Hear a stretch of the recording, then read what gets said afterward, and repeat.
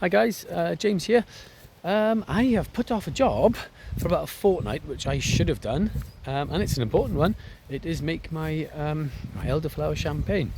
So I have just come out of the bees a little bit early, and I've squeezed in a little extra hour this afternoon. So I'm going to walk down the farm, grab some elderflower splays. My main trees I usually pick from are all over the top, but I do have one down the bottom of the paddock here, which has actually got some nice decent fresh flowers.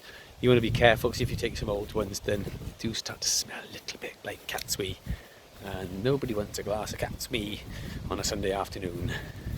No. So anyway, I'm going to take one of my trusty willow baskets, and I'm going to go and do that country thing where you do a little bit of skipping with the basket and you go and forage. Okay, we're here. And I hope the wind isn't too noisy on the speaker, because it is quite breezy. It's the year of the wind, isn't it? Anyway, this is one of the elders that hasn't gone over the top.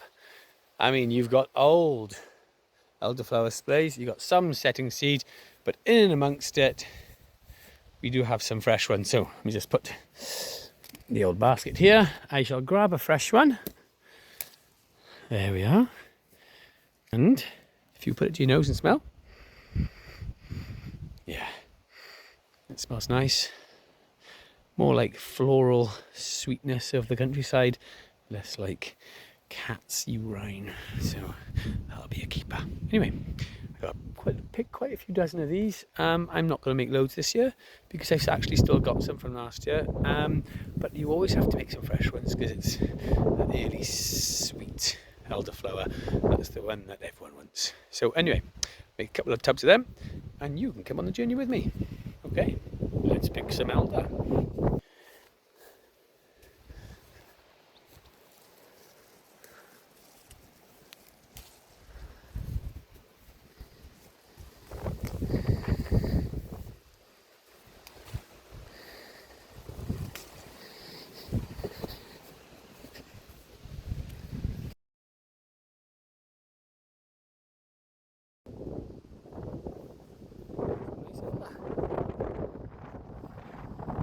Hi guys, well, you've seen me collect the elderflower, so now we're going to go ahead and make the elderflower champagne. What do you need? I'll run through quickly what we need. This is going to be a rough and ready champagne we have on the farm. Obviously, if you were to make it in a completely sterile environment, that will be better for the mash and the fermentation. But this is all pretty basic and straightforward, and it usually works perfectly fine. I do usually do it inside, but I thought for the video it would be nicer outside. Don't worry about the shallots, they're not going in, ignore them. It's going to be lemons, juice and zest, elderflowers that you have seen me pick already. We need the mash. The mash is sugar dissolved in water in a sterile fermenter here. You need an airlock, because obviously as the yeast gets going and starts eating the sugar, it will create the gases, and the gases need to escape, otherwise you're going to damage your vessel. We need some yeast nutrient. Champagne yeast has got a higher tolerance, worth doing. You need a hydrometer to be able to get a starting point and then a finishing point, and then you can determine the strength of your champagne. And what else do we need? That's it, that's all we need. So if you want to see the sugar and the water being mixed and made up, I'll put an overlay in the corner of the video. Quick cup of tea, and then I'll very quickly go through it. The boring bits I will zoom through, and then you'll see how to make it. If it interests you and this is something you want to try at home, be quick. Elderflower is going over the top, but if you're quick, you'll still just get a bit. But if you want to know amounts of everything, then drop me a message and I'll send it over. Okay, cup of tea. First thing I'm going to do is I'm going to zest lemons. Just basic zester. You don't want to go too far. You don't want to get the pith underneath. You just want the zest on the top. If you can, try and get unwaxed lemon. Better for the flavour, and obviously because you're not adding that extra coating to your mash. But if you can only get waxed, it'll still work. Don't worry, don't stress over it. That's all you got to do. Just that much, that's good. I'll do one more and then I'll speed it up a bit.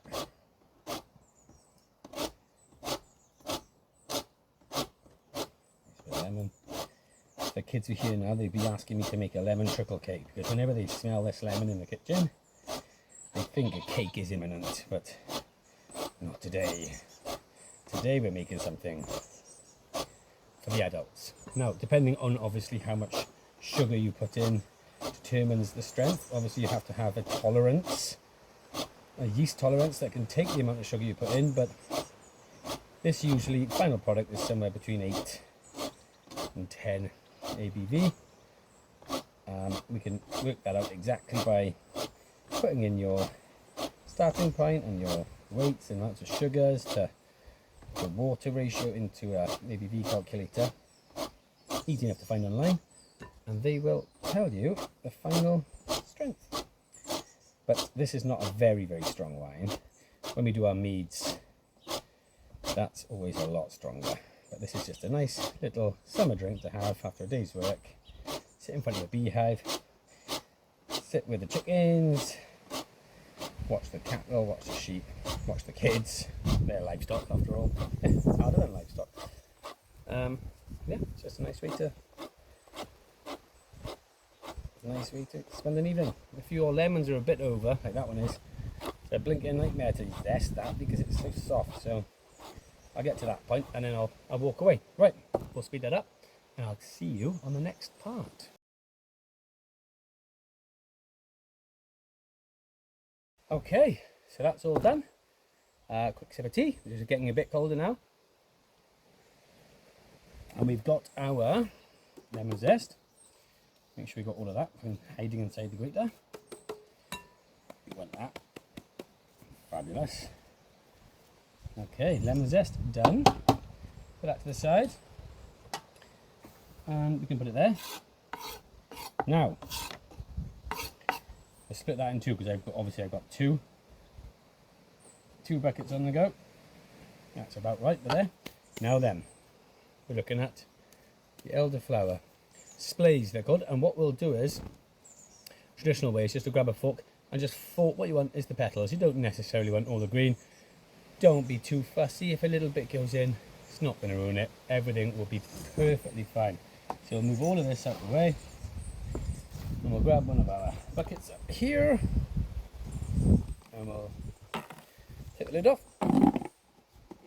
like so, and in here is our mash. Put that in there so it stays nice and clean. And you get your splay, hold it and just fork the petals in to your mash. You get a build up on the fork. Don't worry about the green, just flick it off, put it in. Bit the rest of it off with your fingers. You know, it's not rocket science, don't worry about it. That's what you're left with. So we'll do a good few of these. So prong it off. If a bug goes in, don't worry.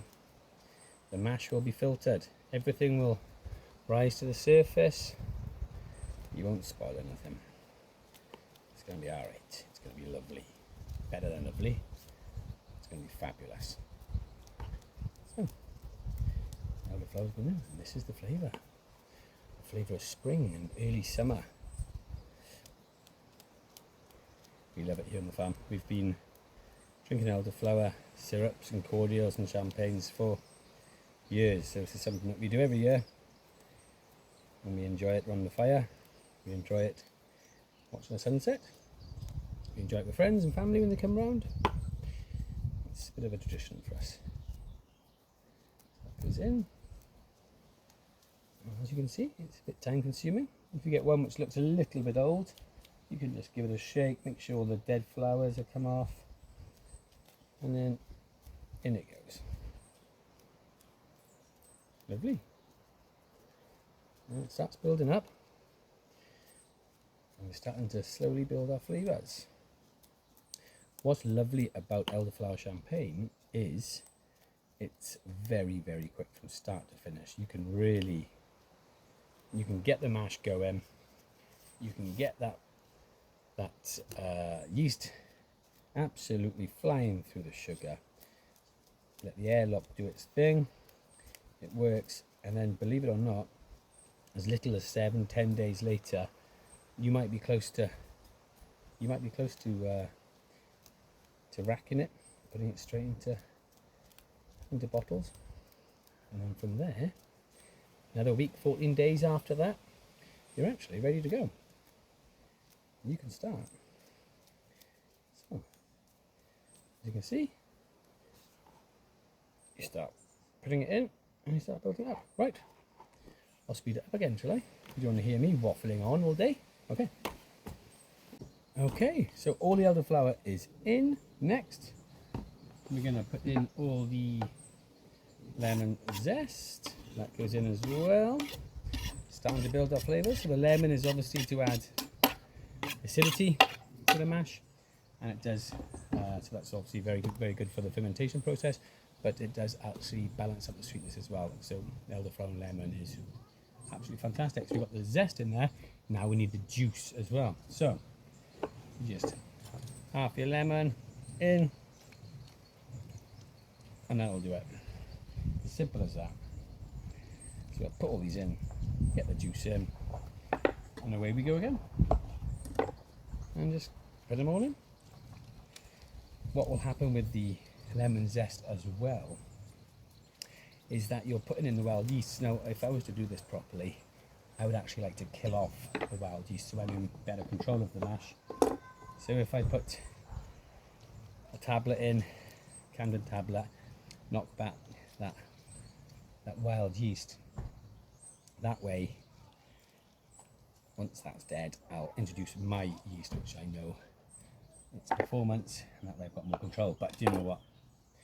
I just pitch the yeast and go for the wild yeast as well.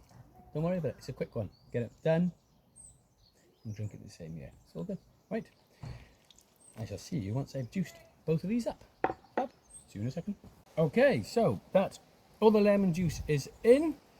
So now all we've got to add is yeast nutrient and the yeast itself. At that point, that's all we do today. So, you know, it looks like a lot of work, but really you can do it all under the same time as drinking a cup of tea. That is slightly cold, I'll give you that. Right, with the particular yeast that I'm using, I've used it before, it's a very good yeast. Lalvin, I think it's from Belgium or something like that, German. What you do is you rehydrate it first in warm water. So while I'm putting in the yeast nutrient, I'll hydrate this in a little bit of warm water. So this particular one can do between 4 or 4.5 litres and up to a bigger bucket of 23 litres. So it's plenty for what we need here today. So I'm tipping that one in a little bit of warm water. And let that sit there for just a second. So in with the yeast, into the water. Doesn't have to be very long. Okay, yeast nutrient. What we'll do is we'll put in a teaspoon of this into each. And that helps the yeast work its magic. So that goes in. Running low on that, so that goes in. Okay, now while we're waiting for the yeast to hydrate, I shall take a reading. So I'm going to give it a little stir. So a little stir. As you can see now, the mash is starting. I'll bring you to the mash. The mash is starting to come together and look really fresh and zesty. Get that moving around a little bit. And what I'm going to do at this point is I'm going to take a reading on the hydrometer. Let me just put you back there. I'm going to take a reading on the hydrometer so that I know exactly where we are during the fermenting.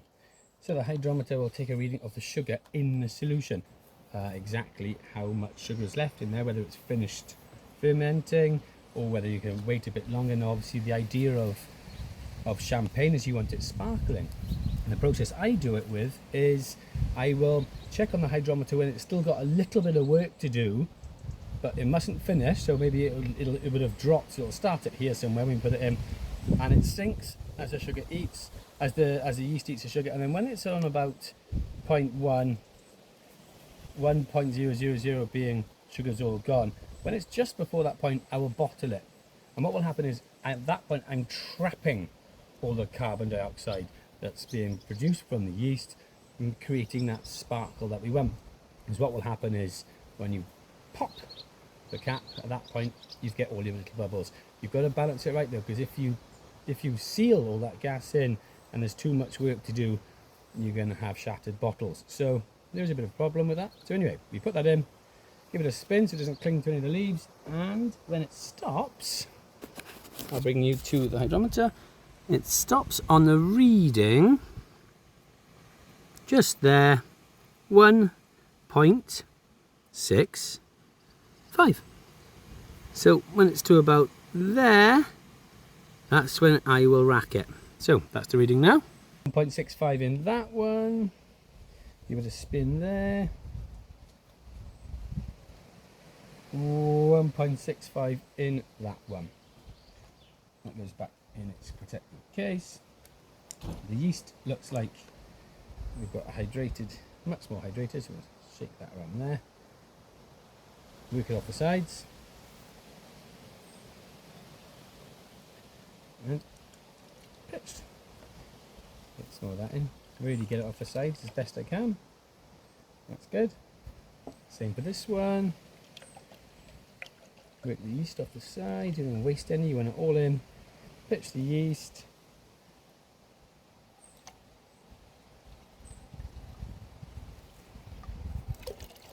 And there we go. I've got a little bit there. I'll try and work it off. I want it all. Mind you, I don't need it all. It's going to multiply now. Once it touches those sugars, it's going to go for it. Anyway, that's good enough. A quick stir. Don't need to, but I will. Can't help it. And I'll seal this up. Put some water in the airlocks. Seal this up. Put it somewhere nice and warm inside. And we'll leave that for a few days and we'll see what happens. Good. Right, I'm going to end the video there. And we'll pick it back up once the yeast is starting to work. So, see you in a few days. Thanks, guys.